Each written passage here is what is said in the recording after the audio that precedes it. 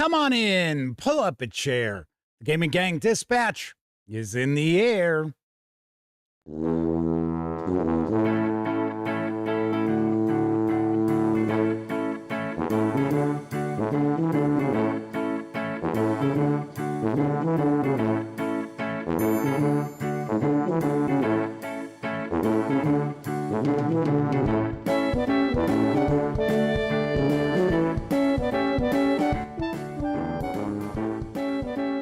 Howdy, gang, and welcome once again to the Duct Tape Studios. I'm Jeff McAleer, your host, here at the Gaming Gang Dispatch, brought to you by, simply enough, thegaminggang.com, of which I happen to be the founder and editor-in-chief. So welcome aboard, everyone. Tonight is Wednesday, June 10th, 2026. This is live stream 1332. If you're not overly familiar with the show, let me point out, it's super casual, just hanging out, talking about the latest in tabletop role-playing game news, and then we'll usually tackle a topic related to the hobby, which is what we'll be doing tonight. Now, of course, should mention a few things. First off, like I said, super casual around here. You're certainly not engaged in anything along the lines of rocket surgery or anything like that. Nope, just kicking back, having some fun. Now, of course, when you're not watching videos here on the Gaming Gang channel, be sure to visit thegaminggang.com for all the latest in tabletop gaming news, reviews, and a whole lot more you are never going to find here on YouTube. You know the drill. Get your geek on at thegaminggang.com. And then, of course, because this is a live stream, there is chat available. Now, you must be a subscriber for at least an hour before you can take part in chat. But if you check off that box and you want to say howdy, maybe get a question, comment, by all means, chime in. I'll do my absolute best to respond. First out the gate tonight is Semper Buffo.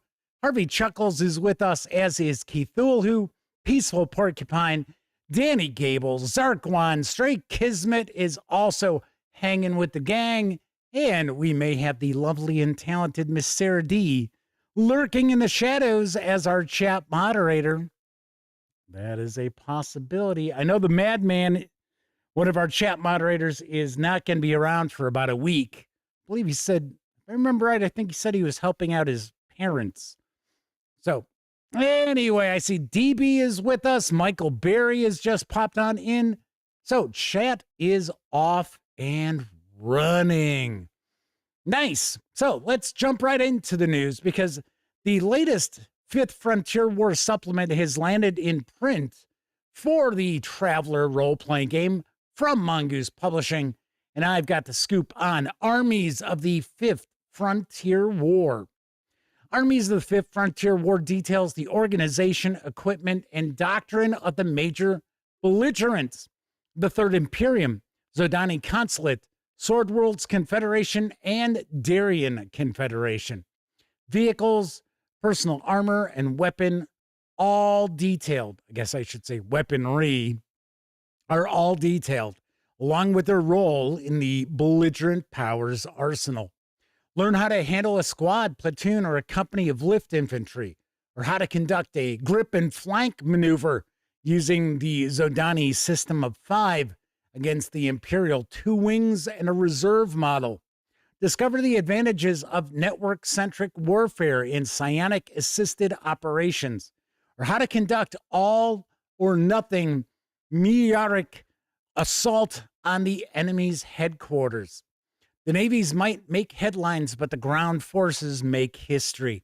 Armies of the Fifth Frontier War puts you at the sharp end of the conflict, deciding the fate of worlds one firefight at a time. This 168-page hardcover with PDF is available now. It does carry an MSRP of $49.99. You can get that PDF absolutely free if you're ordering from Mongoose Publishing. If you want to just score the PDF alone, you can do so over at DriveThruRPG for $29.99. Yes, and if you were watching yesterday, I had mentioned that Mongoose Publishing had reached out to me because it had been a while since I'd shared any reviews of any of their stuff. And they're sending me a bunch of books. In fact, 9 books to be exact, as well as 5 PDFs of games that aren't out in print yet. This is one of the hardcovers that is in transit. It's actually arriving tomorrow. So pretty quick. They're like, wow, rocking it on out. And I do see that Miss Sarah D is with us tonight. And Agile Monk, good friend of the show, has also joined us, as has Troy Cornelson. So welcome to you all.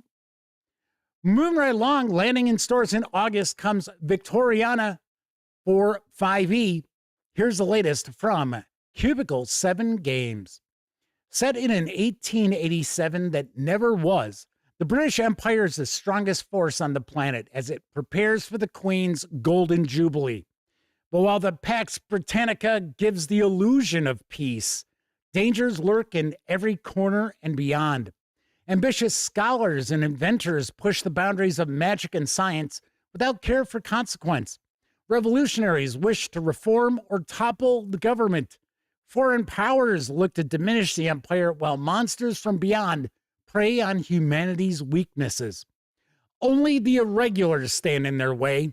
Drawn from all social classes, irregulars band together in associations to combat the evils of their world. Some rely on the wonders of magic and science, while others apply their sharp minds, charismatic wits, and martial prowess. Together they work to make their world a better place, or at least hold back the excesses of entropy for another day.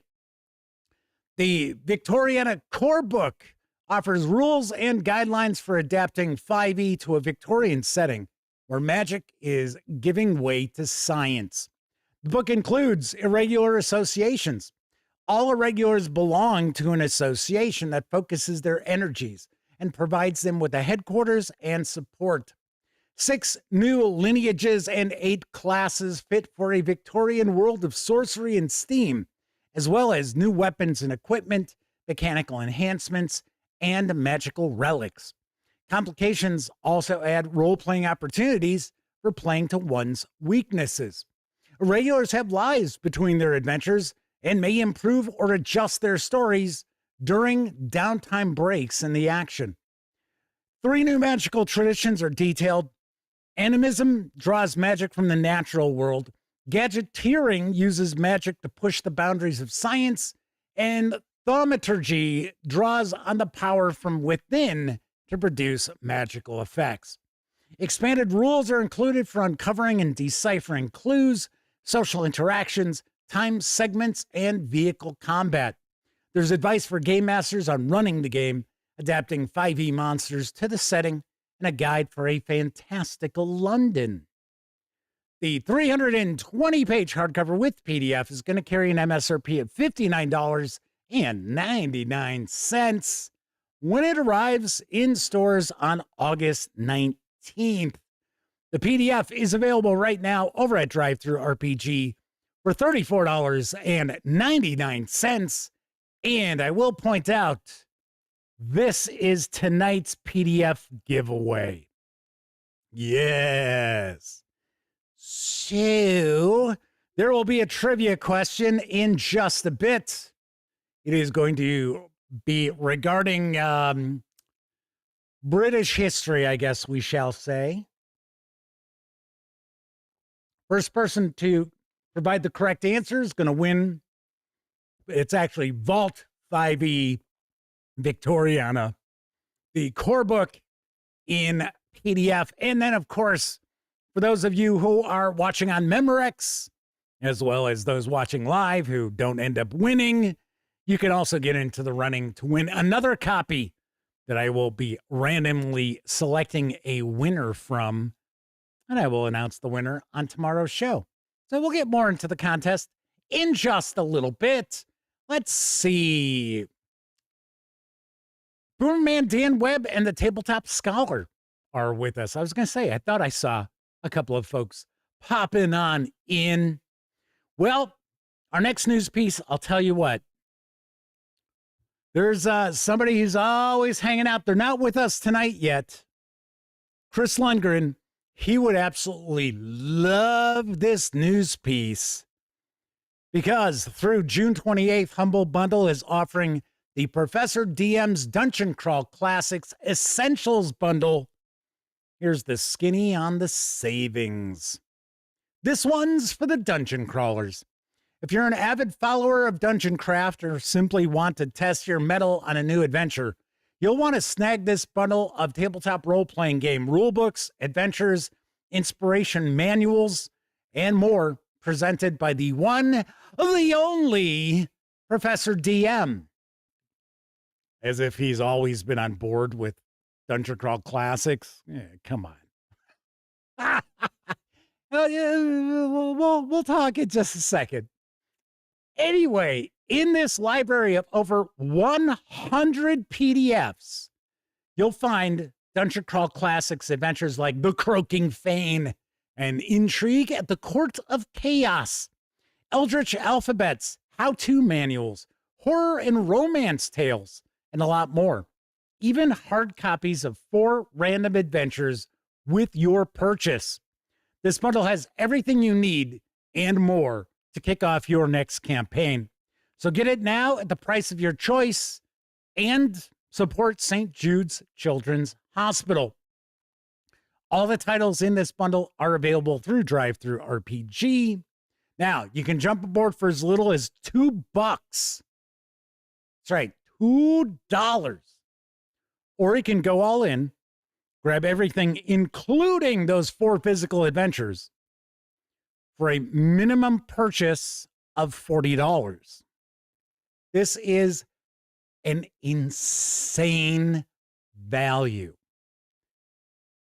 Reason being, you're going to get the Dungeon Crawl Classics core book. In fact, you'll get exclusive covers that I think are Humble Bundle only as far as the PDFs. One of the images here, in fact, it'll be the next image you see, is a Jeff Easley art piece that's being used as the cover. So you get that. You get tons and tons of Dungeon Crawl Classics adventures from Goodman Games. You'll get Mutant Crawl Classics. So you get that core book. You'll also get the new edition of X Crawl Classics. So you get that core book. You get adventures for X Crawl Classics and Mutant Crawl Classics. This is nuts. This really, really is. This is just one of the best deals you're ever going to find for Dungeon Crawl Classics. So if you have ever considered getting on board, this is the time to act. And you have until, what did I say, the 28th of this month. So you've got time. Do also want to mention, if you are interested in this bundle, please stop by thegaminggang.com. Check out the news piece because I am an affiliate of Humble Bundle. So if you happen to use my links to go to Humble Bundle, then I get a percentage as a commission. So just letting you know. Zarquan says, too good to pass up. Harvey Chuckles says, it's worth it just for the adventures. Yeah, because if you figure just an adventure in PDF on average is, I want to say $7.99 over on Drive-Thru RPG. So you're looking at 6, right? 6 adventures in PDF would come out to a little more than the $40 that gets you everything plus 4 random physical adventures. I want to say, if you take a pass on the physical books, I think there's a $30 level. Maybe not. Maybe it was like a major jump in the various different pricing ranges Agile Monk says Jeff will get 5 pennies in this bundle. I honestly don't know what I end up with. I would think if it's the $40, I don't know, maybe $2.50. It's just, yeah, they reached out. It's like, hey, you're always sharing news about our stuff. Want to become an affiliate? Just like Exalted Funeral. Tiger Wizard from Exalted Funeral reached out and said, hey, Jeff, we'd like you to be an affiliate. I'm like, yeah, okay. Share news about you guys anyway. What's the big deal throwing an affiliate link at the end of something, right? But once again, just a smashing deal. It really, really is awesome. Zark One says it's $18 for 105 items. So there you go. So that must be without the physical items, because I think they count the 4 physical adventures as one item. So there you go. You can get all of that for $18. Only way I could think of this being any better would be if it was a fanatical deal that's like $12.99. But that ain't happening, Dooley. All right. So, moving right along, let's talk about saving some money on something else. Because you've still got a week to go with a quick bundle of holding, which features Kobolds Ate My Baby from 9th Level Games. And I got the deets on the deal. Adventura. This new Kobolds Ate My Baby bundle, say that 5 times fast, that would probably be pretty funny, presents Kobolds Ate My Baby, the cult classic tabletop fantasy role-playing game of anti-dungeon crawl silliness, in its 2024 Orange Book Edition from 9th Level Games. One of the oldest beer and pretzels casual RPGs, Kobolds Ate My Baby makes you an inept kobold leaving your dungeon to raid nearby villages in search of food for King Torg. All hail King Torg! Surely march to your death upon the beaks of chickens, or under a falling cow, or by a flaming meteor strike, or the big red god's big red bolt of orthodox lightning. If you're really lucky, you may survive to bring a tasty treat to King Torg. All hail King Torg! And avoid becoming lunch yourself. Funded in a January 2023 backer kit campaign and lavishly illustrated in full color, well, mostly orange, by John Kovalik. You know, he does the artwork, Dork Tower, Munchkin, etc. The new Camb, K-A-M-B, Orange Edition, uses a dirt simple adaptation of the Polymorph toolkit seen in the Mazes fantasy role-playing game, Rebel Scum, and the Awesome World All Ages series, and other less silly, or anyway, less orange role-playing games. These one-shot adventures, vibrant with pop culture parody and loud chaotic improv, play like a blend of Dungeons and Dragons, the Smurfs, and Wile E. Coyote. Being cannon fodder is fun. This new Kobolds Ate My Baby bundle gives you the latest Orange Book edition of this long-lasting RPG, along with 11 recent adventures and play aids. Everything you need to serve the chicken bone throne throughout your short, eventful life. For just $7.95, you'll get all 5 titles in the Rules collection. Has a retail value of $45 as DRM-free PDFs, including the complete Kobolds Ate My Baby Orange Book, along with We Is Kobolds Quick Start, the Print and Slay miniatures, and the coloring book. Plus, the introductory adventure, Are You My Kobold? And if you pay more than the current threshold price of $20.44, may change by a few pennies, you'll level up and also get the entire adventure collection with 10 more fast and frenzied adventures worth an additional $84, including the Big Bar Near the Village of Two, Dungeon-esque, How to Kill Kobolds, Kobolds Adventures in Wonderville, Orange is the New Orange, the orangest show on earth, Star Kobolds, Torga Palooza, the wonderful Wizard of Frogs, and the orange version of Swedish Grim Darkness, the Smorgasbjörg. These savings will run through June 17th. I reviewed, I think it was the deluxe edition of Kobolds Ate My Baby. This is years ago. This is back when I would actually do reviews of PDFs, because that's how I got a copy of it. I thought it was a riot.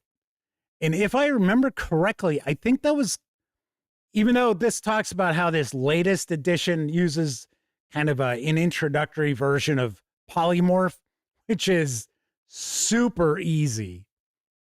It's every class uses a single die for all their actions. So if you're like a wizard, it's like you get the D4. If you're like cleric or something like that, you'd get the D10 and so forth, right? I gotta say, I seem to recall that that was sort of the first inklings of that polymorph system, where depending on what you were all rolling, I think they were 6-sided dice. And you would roll the 6-sided die, and you needed to roll particular numbers to avoid doing something. Yeah, true. I mean, to be able to do something. It's been a long time since I looked at it. But if you're curious, you can check out the review. It's over on thegaminggang.com. And I thought it was a riot. And that was long before all this other Kobolds Ate My Baby goodness hit the scene. So Keith Ulu is with us, says there's no cure for the common kobold. Michael Muirhead has popped on in. I see that Golden Monkey is joining us. Might be a first-time visit here in chat. So Golden Monkey says, I don't see a Humble Bundle affiliate link in the description. Now, you have to go to thegaminggang.com in order to get that. If you click on our gaming news, I mean, it's on the front page, but today's comic book day. No, actually, you know, the comic stuff's further back. Actually, if you go to thegaminggang.com, it'll be right on the front page. Just scroll down 2-3 articles. So you'll find it very, very easy. And yes, then you'll find the affiliate code. That's why I had mentioned if you were interested in that Dungeon Crawl Classics bundle, please go through thegaminggang.com. So there you have that. All right, let's move on to our final news piece, because there is a fresh Star Trek Adventures Briefs release. I believe it's Mission Briefs. Derived from Modiphius Entertainment. Here's the lowdown on Star Trek the Motion Picture. In 1979, 10 years after the original television series was canceled by Paramount Studios. Well, Paramount Studios didn't cancel it. It would have been the network canceled it. Okay. Anyway, so there you go. That's incorrect. Star Trek the Motion Picture changed everything for the franchise. A reasonable success both with critics and the box office. Might not be exactly true on that either. It did well at the box office. I don't recall the critics caring too much for it. I got to be honest, we'll talk about it in just a second, but it ignited the fuse which lit the Star Trek explosion over the next several years, and which continues to burn to this day. Maybe. Without the motion picture, there likely wouldn't be the golden age of Star Trek in which we find ourselves now. I would disagree with that. There almost certainly wouldn't be a Star Trek Adventures role-playing game for you to celebrate the franchise with today. This packet provides 4 detailed mission briefs set in and around the events of Star Trek the Motion Picture.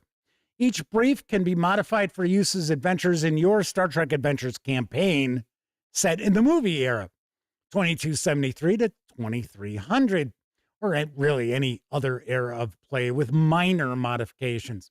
Each mission is designed to be standalone, though they could easily be strung together into a story arc or added to an existing campaign. These mission briefs are suitable for use with any edition of Star Trek Adventures, as well as the Captain's Log solo role-playing game. This 10-page PDF is pay what you want over at Drive-Thru RPG. How's about that? Pay what you want. These are usually like $5. So I thought that was kind of cool. Speaking of Star Trek, the motion picture, I remember seeing that when it came out. In fact, it was my dad, my brother, and myself, my older brother. I only have one. And thought it was okay. And I watched Star Trek. I watched the reruns of Star Trek. So, yeah, it was fine. It was all right. It was Trek. Yeah, it wasn't like now Star Trek 2. That's the one where everybody loves because it actually had some action in it. All righty then. That is it for the news tonight. Of course, I was just talking about Drive-Thru RPG. Yes, the Gaming Gang, thus the Dispatch, is also an affiliate of the One Bookshelf site. Yeah, we're an affiliate for a few different companies. Not as big a deal as you might think. Anywho, if you're going to go visit Drive-Thru RPG, Storyteller's Vault, Dungeon Masters Guild, Wargame Vault, any of those One Bookshelf sites, please stop by thegaminggang.com first. Click on one of our banner ads. That way, if you happen to make a purchase, I get a 5% commission on most sales. And all those commissions really do add up and help keep thegaminggang.com around. And of course, if you like the video, by all means, please give it a quick thumbs up. If you're watching live and hanging out in chat, be sure to hit the little heart or 100% or whatever you want to do. Show a little engagement if you have an opportunity. And of course, if you are watching on a mobile device and you got a few hype points, feel free to sprinkle a few on. It is greatly appreciated. Also, if you enjoy the Gaming Gang, keep in mind there are a few other ways for you to support the outlet. One, make a one-time donation by way of PayPal. Hell, you can buy me a 2-liter bottle of soda.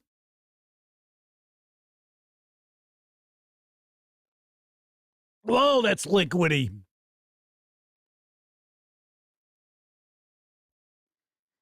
You can also become a monthly member of our Patreon, and you will find invite links. You'll find information all about that down in the show notes. Also in the show notes, you will find an invite link to our Discord server. Absolutely free to sign up. So be sure to hang with the gang over on Discord. So a few things to mention before we jump on into our topic tonight. And we're going to talk this evening about how, at least in my opinion, I think role-playing games are a wonderful thing and just an absolutely fantastic hobby. So why does it seem like so many gamers, all they do is complain? We're going to talk about that. I have a few thoughts. I'm sure many of you watching live, hanging out in chat also will have some thoughts they'd like to share as well. So we will be tackling those, but that's in a few moments. But did want to mention, I rolled out the first wave of my Swedish death cleaning. If you have not been watching lately, I was talking about how I want to get a lot of the games that I've got in other people's hands. Give them good homes where maybe they're going to see the light of day again, right? And part of it is, I'm fine. Once again, well, I'm as fine as I've been. Nothing has changed. But if something were to happen, I mean, there are hundreds of games down here in the Duct Tape Studios. There are hundreds of books down here in the Duct Tape Studios. I don't want to shackle my family with having to screw around with this stuff. So I am planning on rolling out waves of these things. So right now, and this will probably change over the weekend, right now, you have to be a Patreon member, or you have to be signed up to our Discord to see what's available right now. So I've got some board games. I've also got some role-playing games. I am going to have a bunch of GMT games. I am thinking I might try to avoid the auction at Gen Con this year, which is usually a big thing. It's usually a big deal, and it's normally the Gen Con auction will pay for my trip to Gen Con, food, hotel, all of gas, all of it. And I usually have a few bucks in my pocket after that. But it's such a pain in the ass because we can't get our press passes early. We can only get them at 4 o'clock in the convention center. And dropping off stuff at the auction, you have to have a pass. So if you don't have a pass, you can't drop your stuff off. And then the drop off, because you can drop off, we go down on Wednesdays. We always go down early on Wednesdays. Normally because there's usually some sort of a press thing going on. Most of the time it's Wizards of the Coast doing their annual D&D stuff for the media. I don't know if they're doing that this year or not. But anyway, we have to kind of run around. So we get down there in the morning early because Elliot, my best friend, he also does camera duties for me when we go down there. He almost always has to work early on Wednesday. So we have to get to, well, he works out of his house, but he has to get online by a certain time. So we normally have to be in Indianapolis and someplace he can get online by 8 a.m. Eastern time. And then I kind of sit around until he's done. He's usually done around noon, 1 o'clock. So we usually have to run all over the place. So like last year, Wizards of the Coast had their D&D thing. I think if I remember correctly, it started at 3. So we got there. We didn't even stay for the whole thing because then we had to go get our press passes. And then from there, we had to go and get all the stuff up to the auction, which is no longer in the exhibit in the convention center. It's no longer across the hall from the exhibit hall. It's in a nearby hotel. And then we have to go race off to go check into the hotel. So it's like, if I can maybe avoid doing the auction this year, I would certainly appreciate it. We'll see. We'll see what happens. But yeah, I got a good amount of GMT stuff, which is normally the big deal at Gen Con when I bring it. DB says, is Swedish death cleaning a mere chore? Michael Muirhead's talking about Mothership. So what is DB's talking about that they like Mothership and they're like, oh, forgive me. I don't, oh, for the gag. I got it. All righty. Anyway, hey, so speaking of Patreon, I always like to give a shout out to our Patreon members during all of our live shows. So tip of the cap to Ben Oldthwaite, Caval, Kevin R. Smith, Talzek, Peaceful Porcupine, Sean O'Donnell, Herman Lutman, Gustavo Cavalho, The Tabletop Scholar, Kevin King, Game Cat, RPG Munch, Tier 2 DM, Far Drift, Pete Stracklich, Dan Webb, Tessie Trekkie, The Madman, Flint Fireforge, and Agile Monk. So Bamboozle, great crowd is with us. JD Sewell has just popped in. Max Apocalypse is joining us once again. Shazama85 is with us in chat. Daniel Boggs is with us.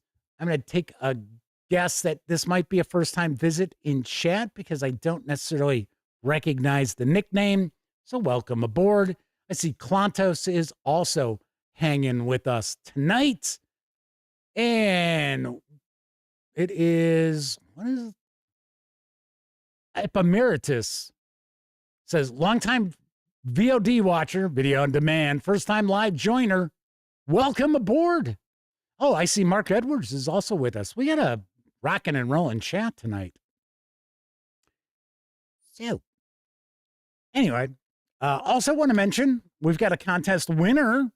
So our contest winner of Forest of Spores from Frog God Games for Castles and Crusades is Demi Shadow 23. So that is a new nickname. So let me point out, to claim your prize, you must email Jeff McAleer at thegaminggang.com from the email address, your Gmail account, which is tied into your YouTube. And then I will hit you up with your link for Forest of Spores. So as I mentioned, Vault 5e Victoriana Core Rulebook is our PDF giveaway tonight from Cubicle 7 Games. And let's see. I'm going to hit you up with a history question about the Victorian era. What was the final war that Britain fought during the reign of Queen Victoria? First person with the correct answer in chat is going to win Victoriana Core Book in PDF. And of course, while we're pondering that trivia question, I think it's time for a brief intermission. Or maybe a reminder of the Patreon. And then a brief intermission.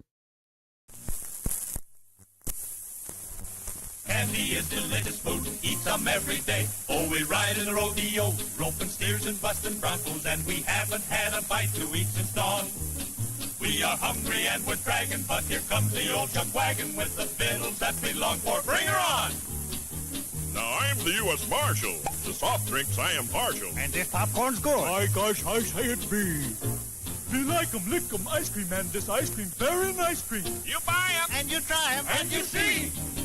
Now it's time for intermission, so let's all hit the trail and gather round the sweet bar where these goodies are on sale.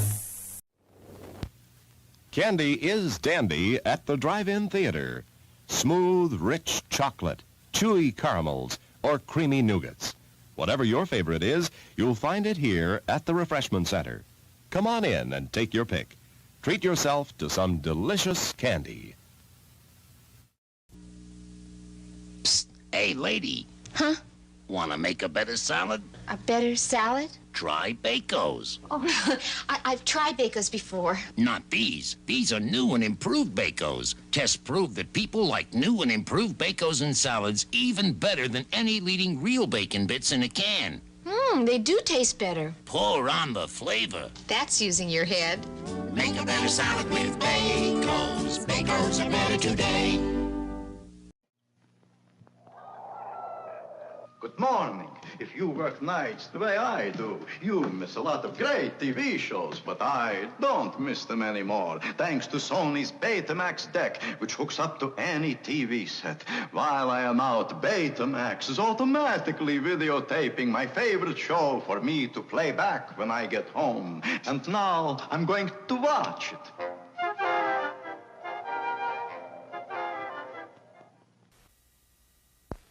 that cigar I gave you? I like it better than that Wilkins coffee. Stronger, too, isn't it? What strange force was taking hold of the women of Peckham, California?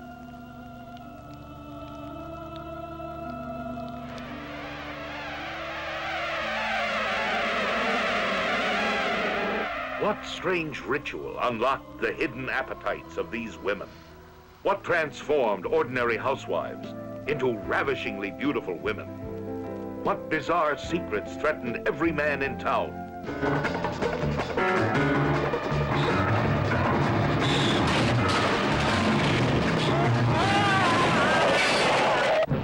The invasion of the Bee Girls. They're dropping like flies, Agar. Like flies. The United States government sent their top investigator to Peckham to try and stop this sexual epidemic.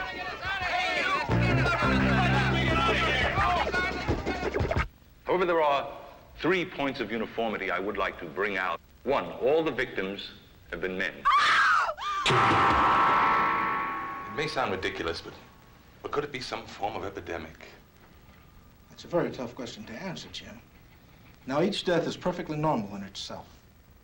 Well, what about a 21-year-old boy that dies of thrombosis? Isn't that just a little unusual? Total sexual abstinence. Hold that! Now just hold it! This is the stupidest damn thing I've heard of yet.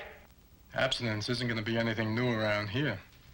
Well, if I were positive it was going to kill you, do it.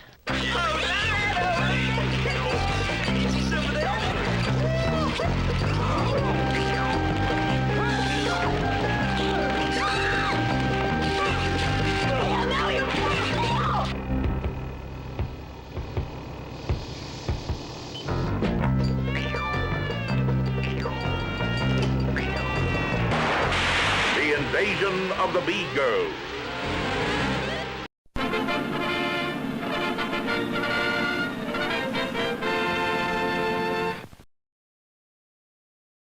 I thought I'd just bring you a B movie in more ways than one.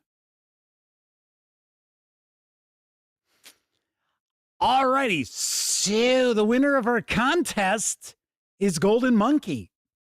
Because yes, it's the second Boer War, and there is a differentiation between the Boer Wars. So, and it is the first time a nation used something called a concentration camp, and that was Britain. That was the British. Let's see what other things. It was like it was mainly kind of a guerrilla war, and the English also kind of adopted a kind of like scorched earth approach to things. And that's what the concentration camps were for. They actually took the women and children of the Boer fighters and put them in concentration camps to draw them out and to eliminate their support they would get. So yeah, just pretty vicious. In fact, to this day, the ancestors of the Dutch Afrikaners have a strong hatred of the English. So, and DB is talking about Nicholas Meyer, who directed Star Trek II, Time After Time. Good movie. We've talked about that before, as well as the 7% Solution. Also a pretty decent movie, a pretty good movie. Yes, they were the director of The Invasion of the Bee Girls. How's about that? All right. So tonight's topic, let's discuss. And I'll tell you what led me to this topic. So a lot of times I'll see, I'm on social media. I don't really spend a whole lot of time like scanning feeds and stuff like that. My time on social media is normally posting like news items and, videos and stuff like that. So anyway, So I saw someone had like retweeted, even though it's not Twitter anymore. They retweeted somebody talking about original Dungeons and Dragons and advanced Dungeons and Dragons. And they were retweeting it, and they were kind of like, yeah, hell's yeah, man. And the person who originally posted said something along the lines of, I still play OD&D and AD&D, and I don't care what you do with your modern D&Ds. I have no interest. Something like, don't talk to me about it. I don't want to hear about it. And I thought to myself, I might get a little spicy here, folks. So if you got little kids floating around, you might hear a dropped F-bomb here and there. So I don't know where this is, because, we're just having a discussion, right? I don't script this stuff out. What are you, crazy? But it might get a little spicy, because I thought to myself, okay, why the fuck is everybody got to be so confrontational about everything now?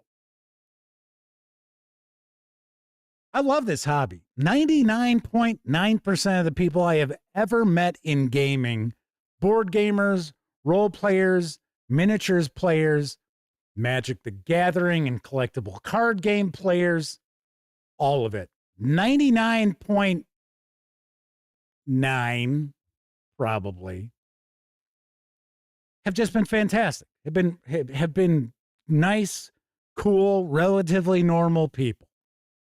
Sure, every once in a while, you get that guy, right?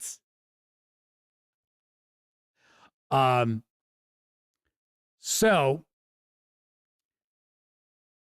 I don't think it's very productive in any way, shape, and form. Now, Golden Monkey says people complain because they love the hobby. See, now there I'm going to disagree.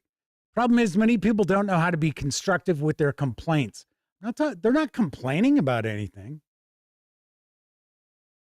That's what I'm talking about. Now, we've always lived in our hobby. We've always lived with the folks out there who it's like, like the version wars, or, my game's fantastic, your game sucks.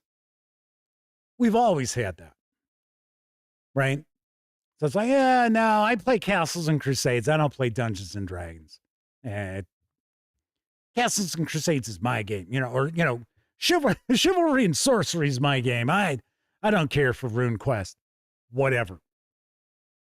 But we have gotten to the point where you never hear anyone, or almost never encounter anyone lifting up their game. They're always tearing down someone else's game. And it's tiresome. So, like, as an example, the tweet that I saw that I kind of, like I said, I paraphrased. It was actually kind of snarkier than I made it out to be. If somebody loves original Dungeons and Dragons and advanced Dungeons and Dragons, fantastic. If that's what you play and that's all you play, once again, that's also fantastic. It's great. I'm happy that you enjoy yourself. So that same person could have said, they could have put it along the lines of, hey, you know what? Regardless of what they do with modern Dungeons and Dragons, my games, I guess I would say, will always be original Dungeons and Dragons and AD&D. Okay, cool, great. That's not confrontational. You're saying, hey, man, these are the games I love. This is what I play. I don't care about modern D&D. Did he explain why original Dungeons and Dragons and AD&D are his favorite? No, of course not. So as Golden Monkey pointed out, it's because they love the hobby. And I disagree with that because I honestly believe we have a lot of folks out there floating around on social media who don't actually play. That their connection to the hobby is maybe they played back in the day, but they don't play now. And all they do is gripe about every other game out there. They, it's like, oh, Top Secret. That's the only espionage game I will ever play. I don't care what they do. All the, whatever, blah, blah, blah. And it's because they're not really part of the hobby anymore. I'm not saying everyone is like this, but I do get the impression from some of the things I see, because a lot of times when I see people tearing down other games, their knowledge of that game is not much. So it just irritates me because it's certainly not productive. It's not doing anything to help the hobby. It's not improving our hobby in any way, shape, or form. A lot of these people who, the professional complainers out there, and, we've got the drama farmers and we've got some of the dungeon tubers out there. They're guilty of this as well. Because some of those folks, I kind of wonder just how involved are they really in the hobby unless they're making a buck off it. I don't know. I have no idea. But sometimes I get the impression where it's sort of like, and we talked about this before, that there are some content creators out there who, let's say as an example, their channel is all about Dungeons and Dragons. We know that if that dried up, they would move on to something else in a heartbeat if they thought that they could make more money or replace the lost earnings by the lack of viewership.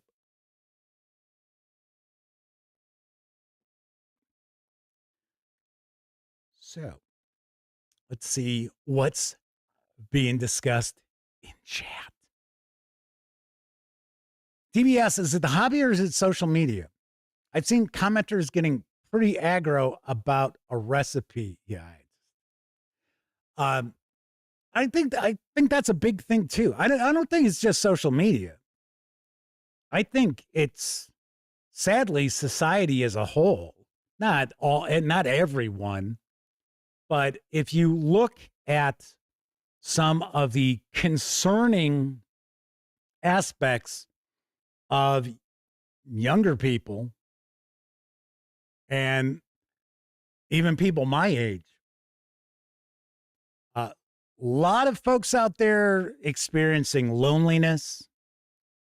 As I pointed out before, one of the reasons why I do this show is because I know there are folks out there who, this is kind of a comfort for them, right? They kick back, they sit down, watch me babble on about nonsense. And they're like, oh, yeah, it's fun. We're having some fun. You better be having fun.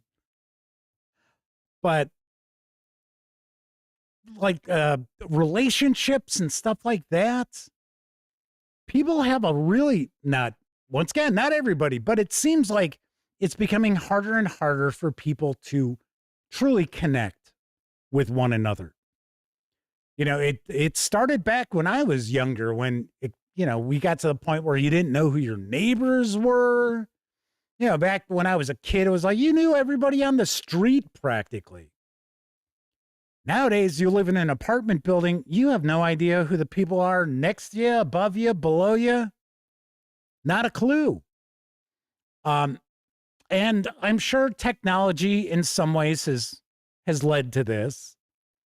Where, why sit there and have a discussion with someone who, You have no idea what they're going to say to you. You may not like it. You may not agree with it. So why not bust your phone out and watch a video of something that you're like a ditto head about? So I don't think it's necessarily just social media. Now, does it play out to great extent on social media? Oh, yeah, of course. On social media or on YouTube, right? Through video or TikTok. So, let's see. Max Apocalypse says, I think the social media environment has actually changed our brains to be more confrontational over every little thing than we should be. The speed and amount of reinforcement, etc. We've gotten to be very strangely tribal, too, about really stupid shit. So I think that's also a problem. And, I can understand when people are unhappy for whatever reasons, financially, emotionally, whatever, right? That they do tend to lash out because, looking in the mirror is not an easy thing. And I'm not saying that, everyone's problems are all self-inflicted either, but I do understand it's a lot more difficult to be chipper and complimentary when you're in a bad mood or you're pissed off at the world or yourself or whatever. Chris Lundgren has popped on in. Good to see you. You missed the big Dungeon Crawl Classics bundle, Chris. It was dedicated. The news piece was dedicated to you. It really was. I'm not joking. TB says it's over. Yeah, we were talking about Professor DM because he's like, he presents the Dungeon Crawl Classics bundle because, I don't know, last week he got on board with DCC, whatever, it's fine, whatever. But here's the thing I'm kind of curious about. Because I think it was one of his most recent videos was something like Dungeons and Dragons is broken. Here's how you fix it. And he kind of blurred. I only know from the thumbnail because I didn't watch the video. And he blurred, I think it was the Dungeon Crawl Classics core rulebook with the warrior approaching like the magic door or whatever. It's the kind of the core cover artwork we've seen. So, and now he's got the Professor DM presents the Dungeon Crawl Classics Essentials bundle. So I was wondering, because we know Deathbringer is coming to crowdfunding from Roll for Combat, and that is his role-playing game. I think Kelsey Dion's kind of helped out a little bit. I don't know. I think she has some sort of involvement, but it is Professor DM's baby. It's his role-playing game. And I understand it's supposed to be sword and sorcery, kind of cranked up to 11, right? So kind of like a heavy metal. I don't necessarily mean the setting itself, but I mean, I think the attitude to it is not necessarily like Mark Bjerg, but still kind of like metal, right? So I kind of wonder how in the corner of Dungeon Crawl Classics is he going to be when his own role-playing game comes out and it's kind of a competitor. I was kind of curious about that. I was like, yeah. Well, I don't know. We'll see. I'm sure I'll be sharing news of it, because it is through Roll for Combat. So, Steven's going to send me some news and I'll get it out to you guys.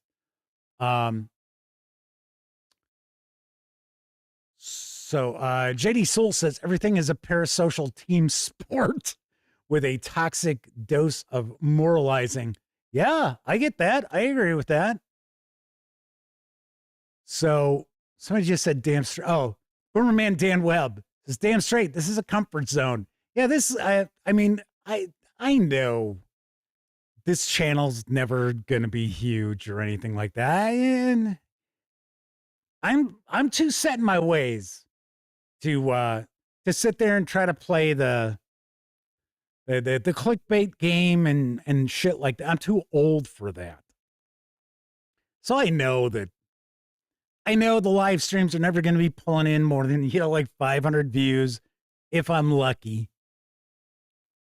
But I also, I have fun doing this. Yeah, sometimes does it feel too much like a job? Yeah. But not usually. But yeah, I figure people look at this kind of like comfort food. Tune in and they're like, hey, I wonder what the brief intermission's going to be tonight. What shitty movie is Jeff going to share a trailer of? Hey, every once in a while, I do provide a good movie trailer.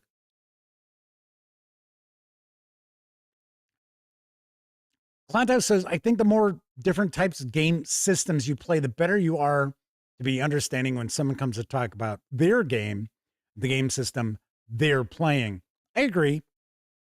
I also think that nowadays it's a little tougher because people just don't have that same amount of disposable time. And part of it is because now myself personally, I don't experience this, and keep my fingers crossed I never do. But we've mentioned this before where people have this fear of missing out on stuff to the point that they get anxious over streaming channels, streaming providers, because they're afraid they're going to miss the next hot show. And it's like, oh my gosh, everybody keeps telling me that Widow's Bay is excellent, which it is. It is. It's really good. But it's like, oh man, but I don't have Prime, I don't have Apple, I don't have Netflix, whatever, right? So people don't have the spare time to experience new games. And remember, the majority of people out there are players as opposed to being game masters. So those players, we talk about this all the time. We can't even convince them into learning the rules of their own fucking game that they're sitting at the table to play. Not everybody, but it is an issue. And those of you who are game masters out there, you know that of which I speak. So Old Man Milo has joined us, I believe.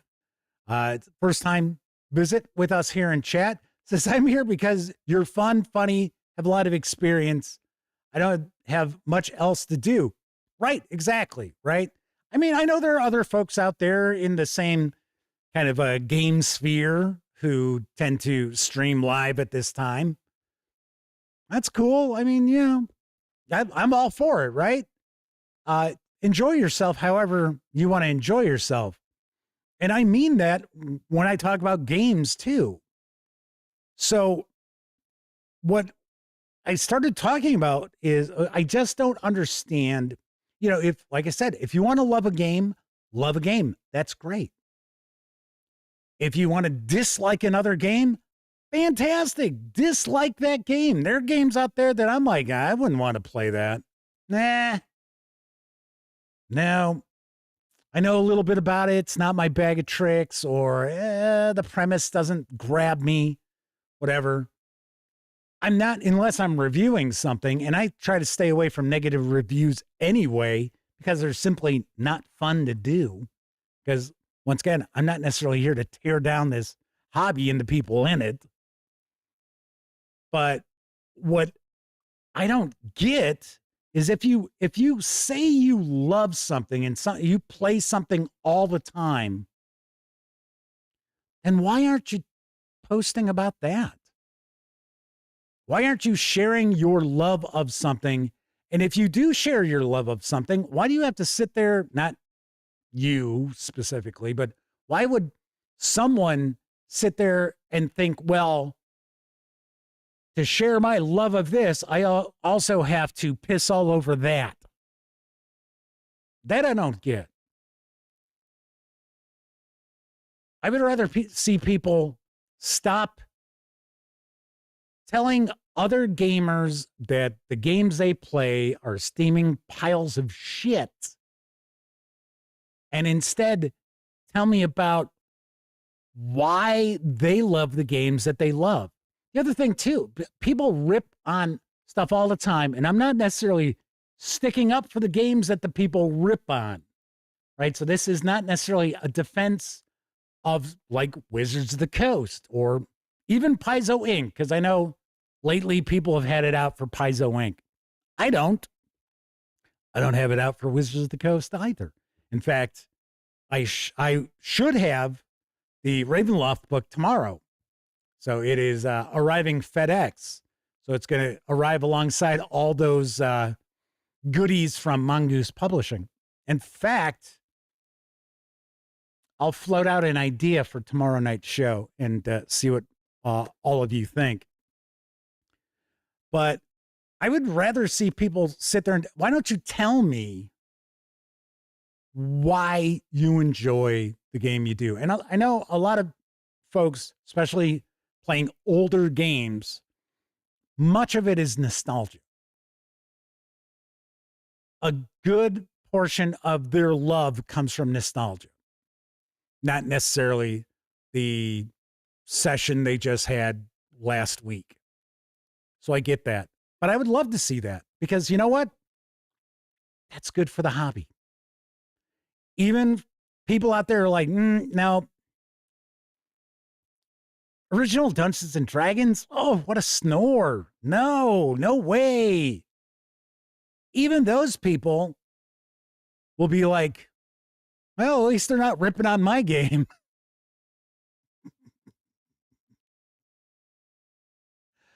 So, Chris Lundgren, as far as they were asking about if technology has made us less social as far as around the game table. There you go. Do you think technology and online gaming made us less social than social for gaming? I think the fact, like massive online role-playing games, the ability to play online with complete strangers and get away with saying whatever the fuck you want to them, has changed people. You know, we used to have, when I was growing up, if you talked shit and it got back to the people you were talking shit about, they'd come find you. So if you were going to talk shit about people, you better be able to back it up. Nowadays, it's like, I'll shit talk anybody because I'm just Mighty Mouse 49267.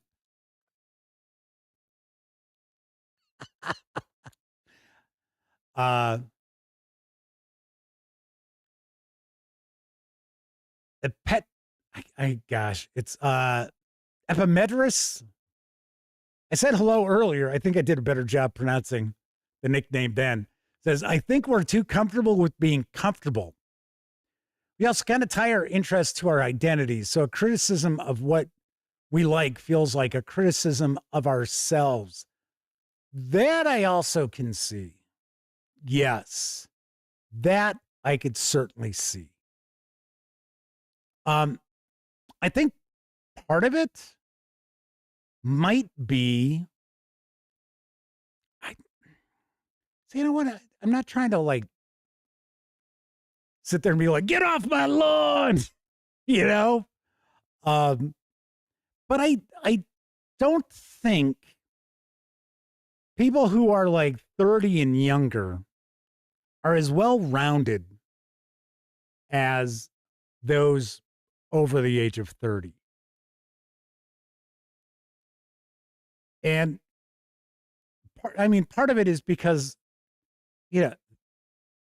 the technology has taken away the need to do certain things.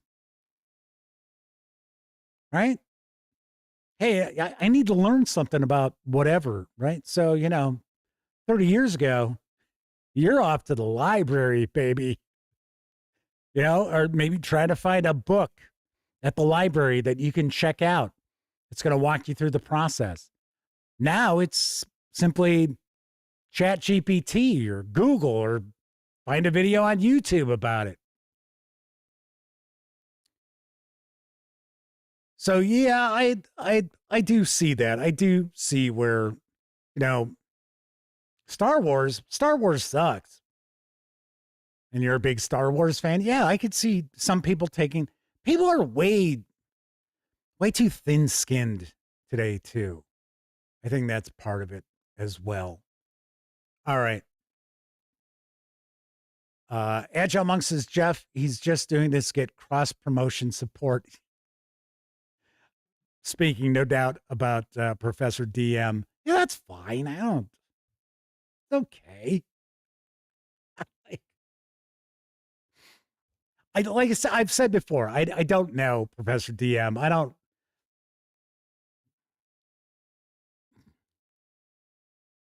Everybody has a bad day, is all I can say. And I think he was having a bad day. It didn't concern me whatsoever. It concerned somebody else. But I was there. I witnessed it, and I was kind of like, But yeah, people have told me he's a very nice guy. So I don't know him. But like I said, I'm kind of curious because he's got a sword and sorcery, old school styled. I don't know if it's going to be OSR, but I think it's going to have an old school mentality role-playing game that's coming out. So it feels like it would be in some competition with Dungeon Crawl Classics. So I'm kind of wondering how behind DCC he'll be. Chris Lundgren says, Eric Tenkar, I think that's how his name's pronounced, and I chatted recently, and he said, you do a great job at staying positive and supportive of all RPGs, including OSR and new SR. Well, fuck him.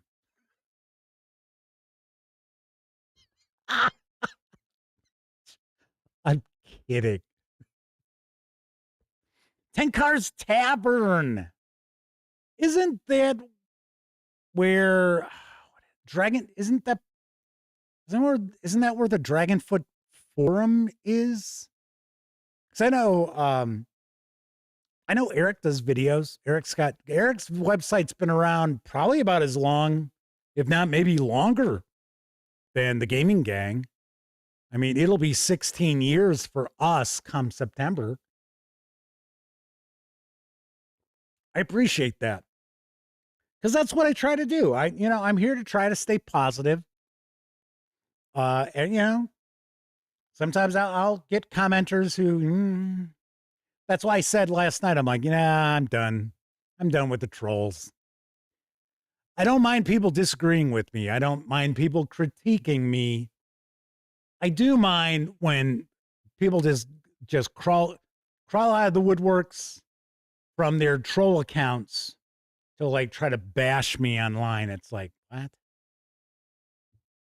Agile Monk says Deathbringer is Shadow Dark based on old heavy metal and is R-rated. Kind of like I said, Bamboozled Great Crowd says, I think Kelsey's writing a mini adventure.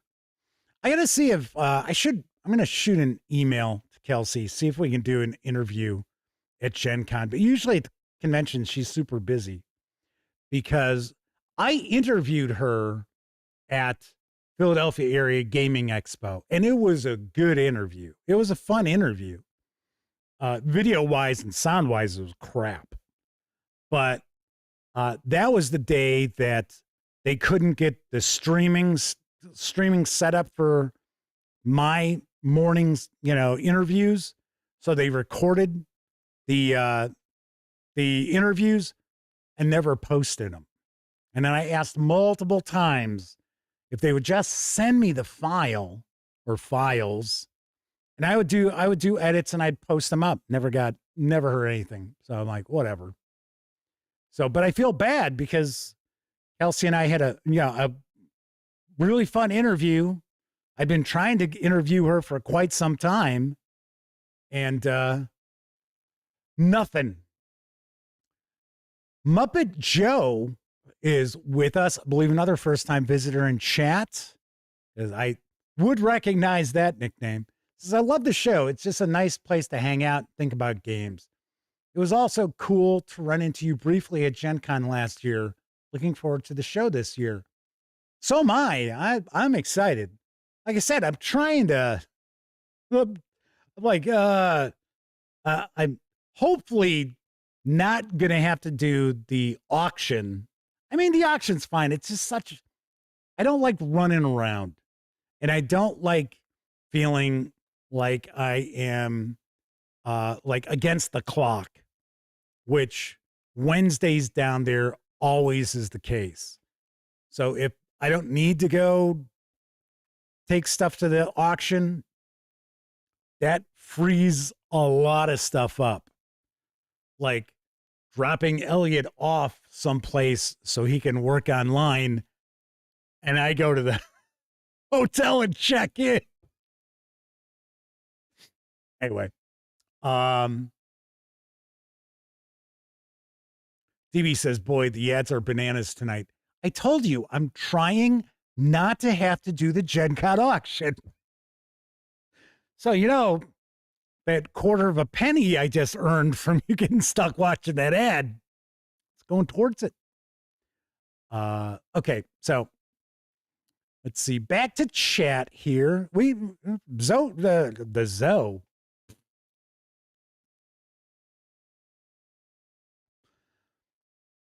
I was starting to say the show is zipping along, and it came out the Zoe.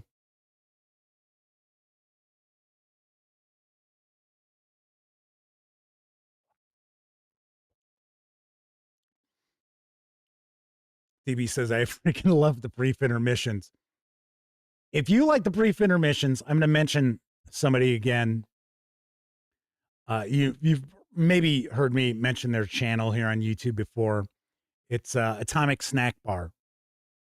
And every Friday, he usually has a new video.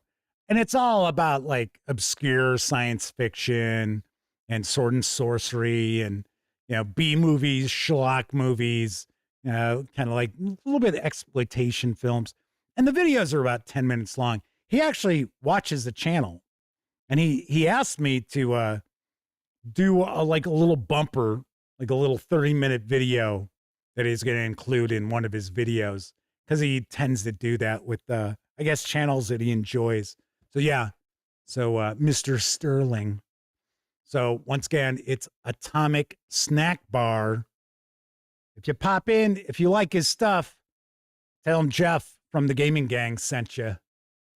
All right. Michael Muirhead says, Professor DM sided with Ben, Dave, and D-Rop. I don't even know who that is. When they trashed Dungeon Crawl Classics for having too many words, the text wall of TSR-style products. Then he partners up to promote DCC. That's suspect at best. I can't say anything. I wasn't aware of that. I have heard people complain about the wall of text for Dungeon Crawl Classics. And I get it, but I've been around this hobby for so long, it doesn't bother me. Now, if all I did was read Wizards of the Coast books, yeah, that would, I would probably find it a little irritating. I would find it to be like irritatingly low tech, I guess I would say. Golden Monkey says, I like you cover a variety of systems. Also, the occasional Malskrita.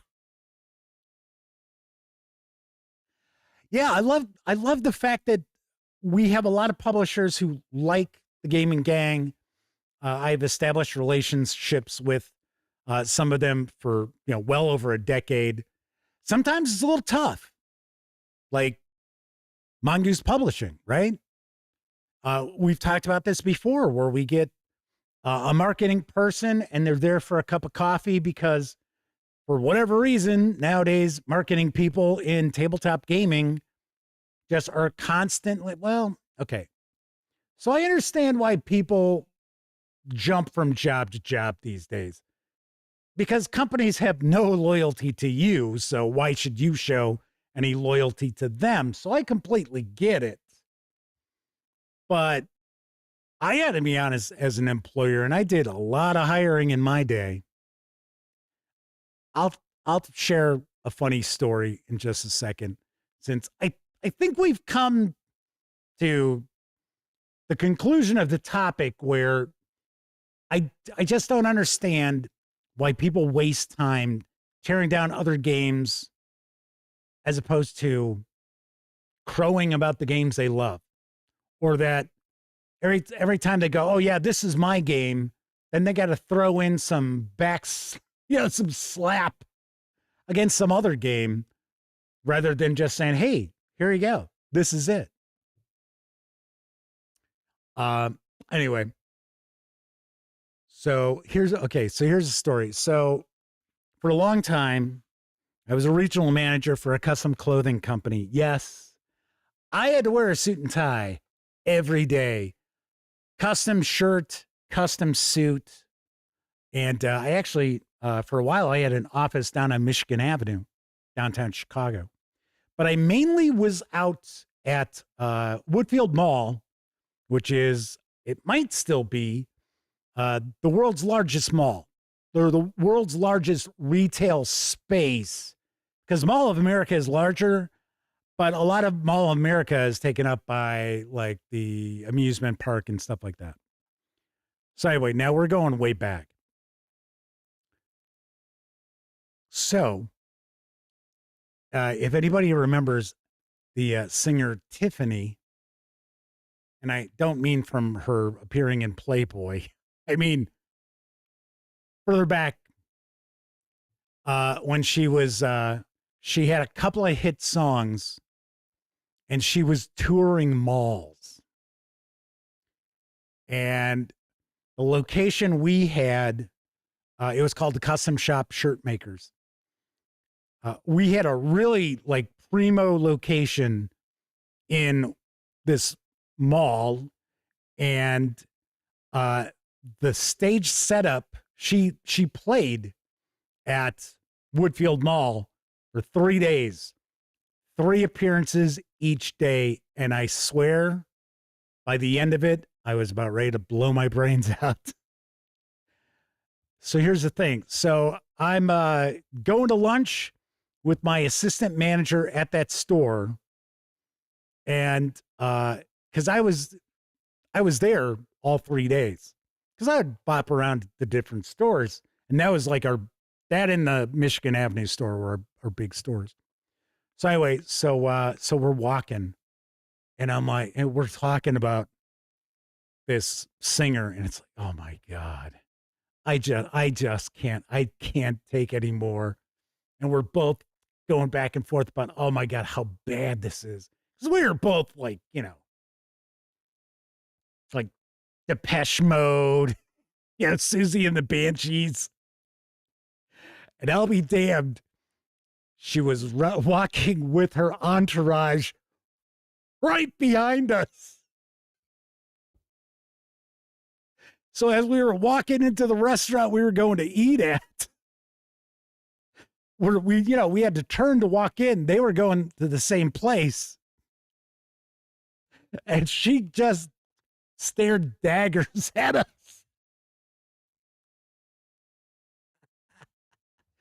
All right, so there's kind of a funny little story for you.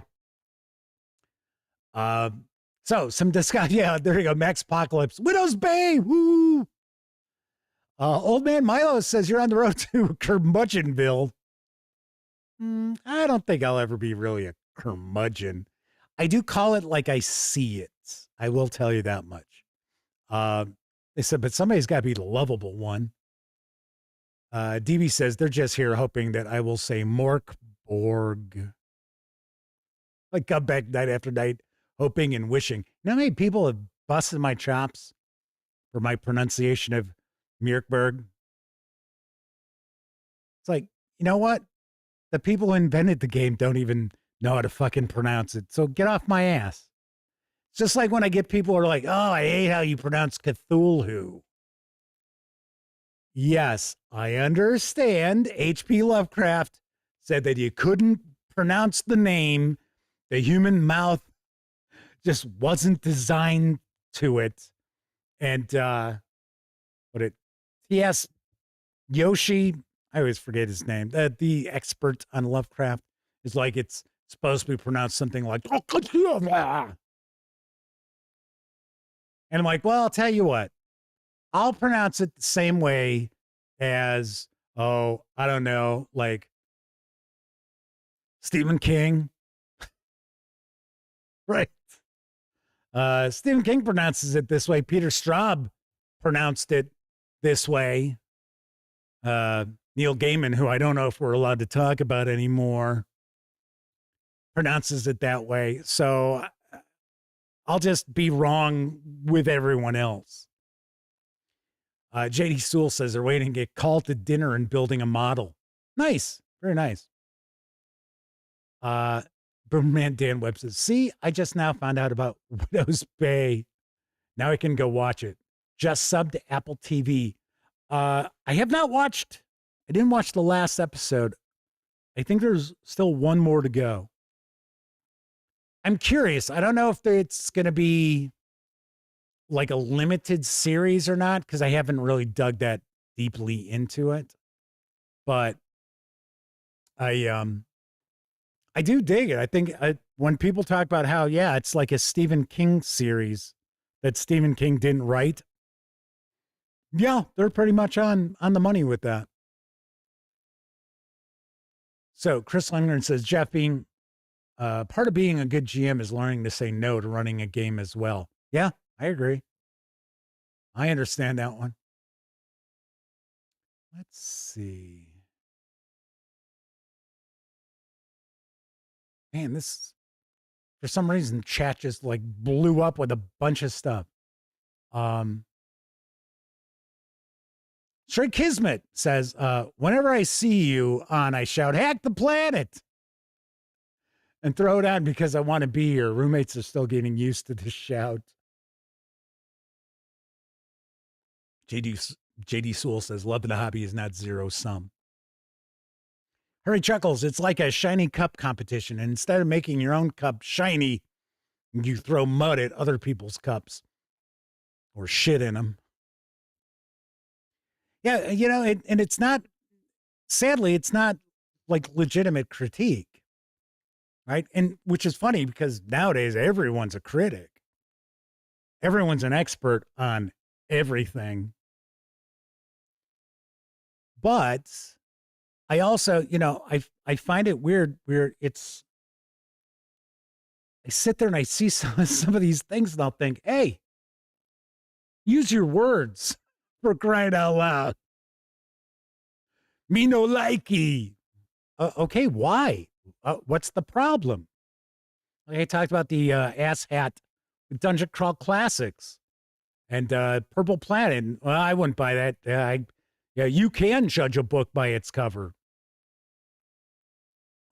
Okay, that tells nobody anything. It's like, why don't you say what you don't like? I don't know. JD Soul says, I mean, my personal hatred for Hasbro is limitless. That's because of what they did to Avalon Hill Games. Yeah, locked them up forever and never let them out to breathe. Savage Splendor's with us. Chris Lindgren asks, how do I keep up with all the games you review and yet decide which ones you actually want to run?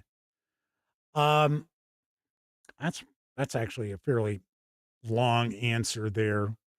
I might put a pin in that because we're going to, in just a moment, we're going to talk about what I'm thinking of doing tomorrow night. Max Apocalypse says the new Battlestar Galactica is Galactica in name only syndrome is in play too. People are mad that a new thing is called by an old thing's name. It's an odd sense of ownership. Yeah, fandom's like that. And we've seen this forever from fandom, but it's become a lot more vicious and personal, I would say, in the last 15 years. I mean, like I bring up from time to time when Dan Slott took over The Amazing Spider-Man and they killed off Peter Parker. And for 6 months, Peter Parker was dead. He was kind of like a ghost or something. I wasn't reading the comic. And all these death threats were coming into Dan Slott. And it's sort of like, okay, so number one, does anyone in their right mind think Marvel Comics is going to permanently kill off Peter Parker? They brought Bucky Barnes back, for crying out loud. It's like, and then to sit there and be like, okay, so we're gonna threaten the life of the guy who's writing the comic. Trust me, he's not the one who sat there and goes like, okay, yeah, I'm gonna kill off Peter Parker. And all the execs at Marvel were like, no, please don't do it. Well, there's nothing we can do because you're the writer.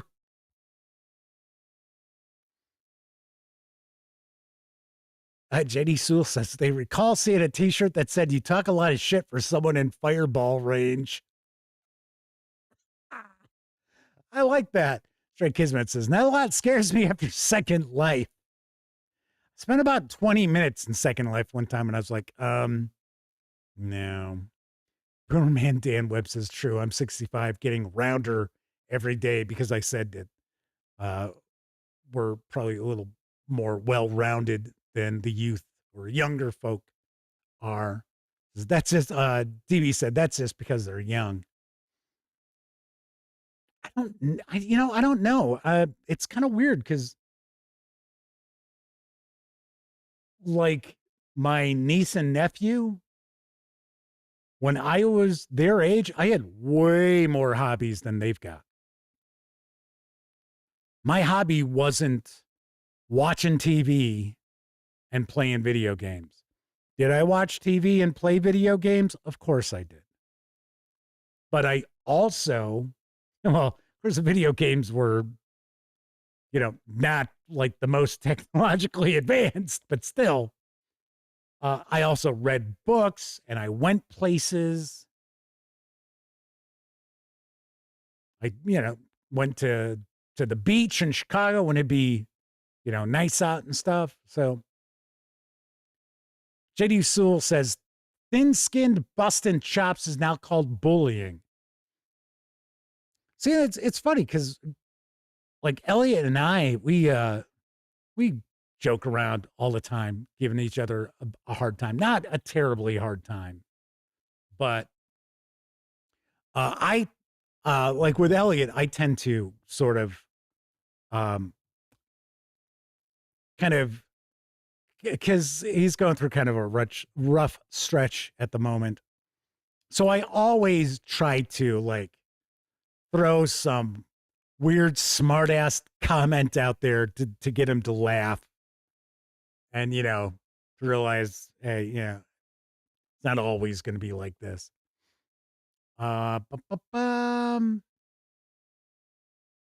Chris Leonard asks, how do I decide what role-playing games to keep? Oh, yeah, there you go. Okay, so I've already talked about that. Tessie Trekkie says, Cthulhu and Ravenloft.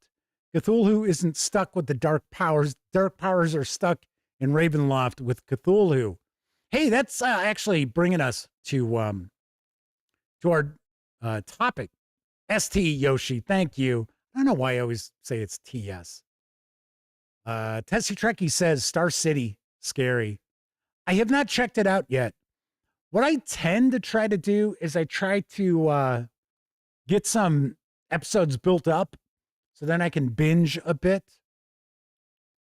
Tennessee Trekkie says, wait, Chicago has beaches? It's in the middle of the country. Yeah, we have a lake.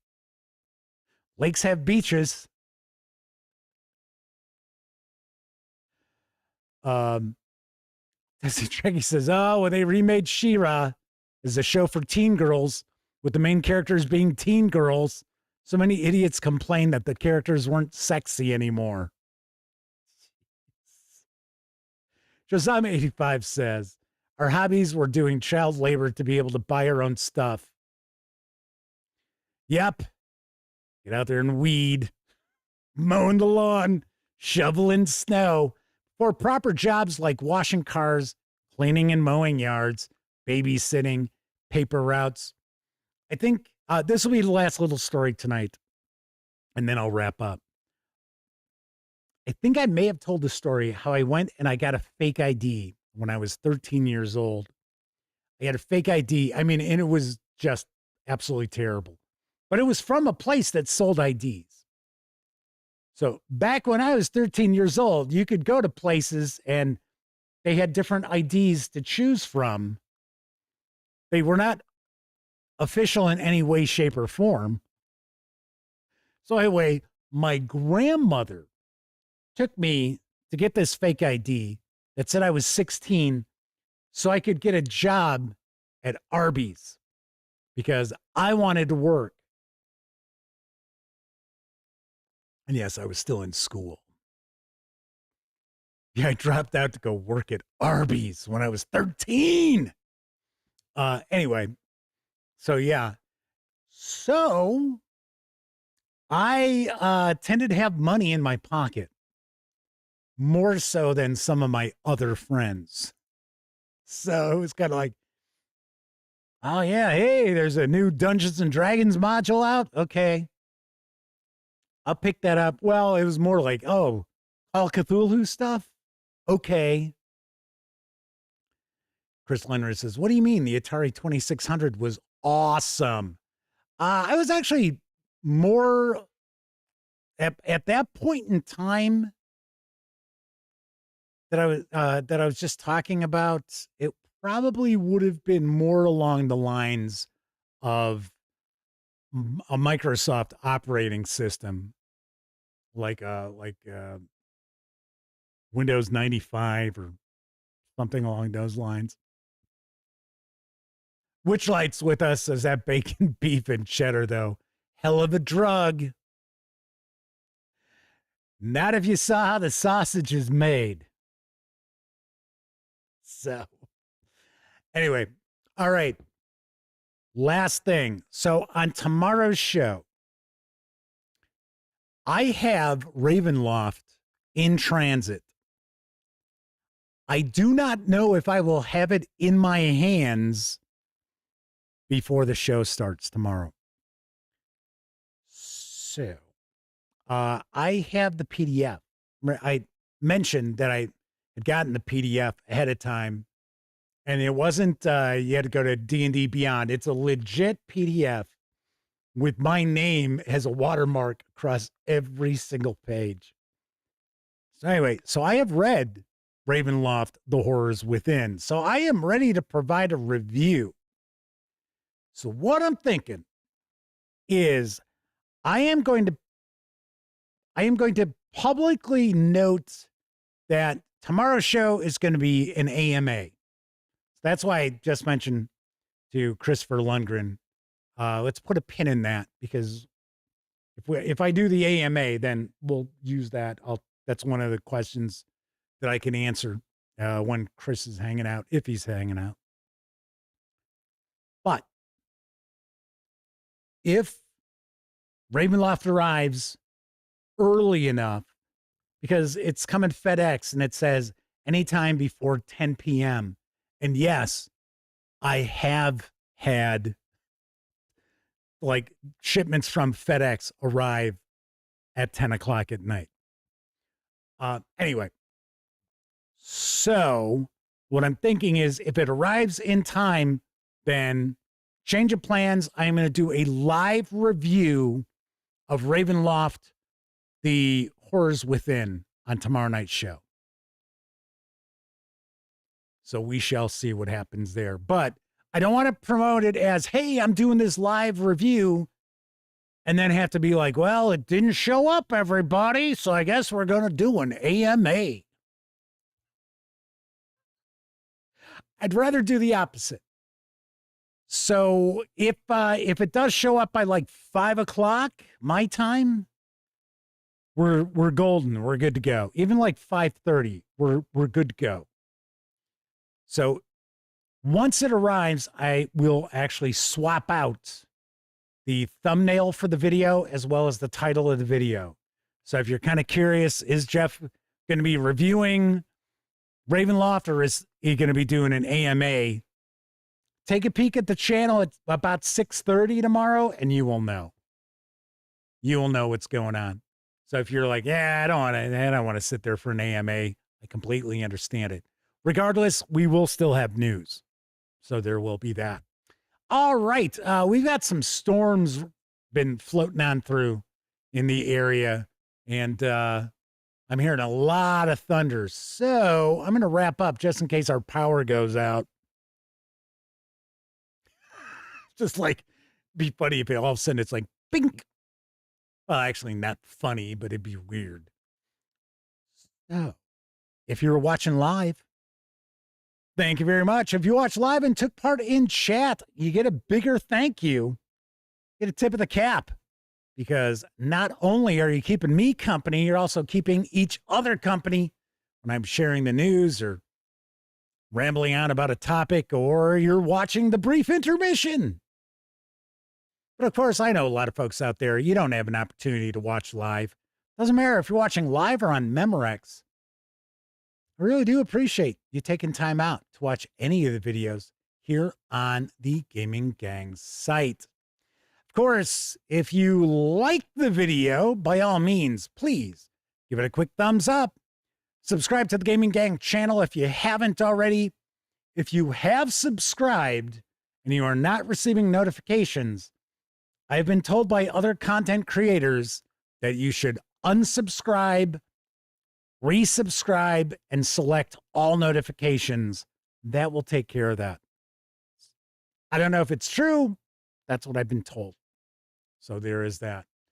And of course, like I said, if you do subscribe, be sure to ring that bell, because ringing the bell is going to not only inform you when the Dispatch streams live Tuesday, Wednesday, and Thursday evenings right here on YouTube at 7 p.m. Central.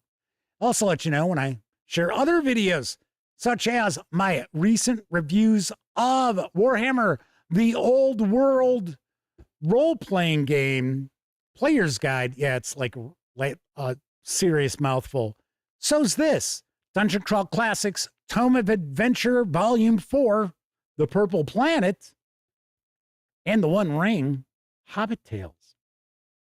All three of those reviews popped up just in the last week. So if you haven't checked any of those out, by all means, please do. Everybody enjoy the rest of your morning, afternoon, evening, whatever time of day it is in your neck of the woods. Once again, I'm Jeff McAleer. Thank you very much for watching. And until I see you next time, certainly hope all of you get to enjoy plenty of great gaming with your gang.